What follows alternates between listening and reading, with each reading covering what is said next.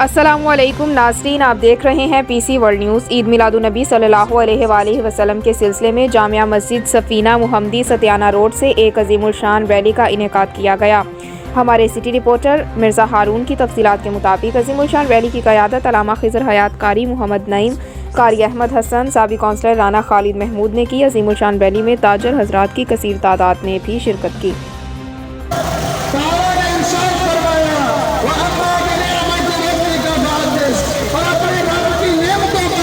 इसका चर्चा करो, शुक्रिया अदा करो। सरकार की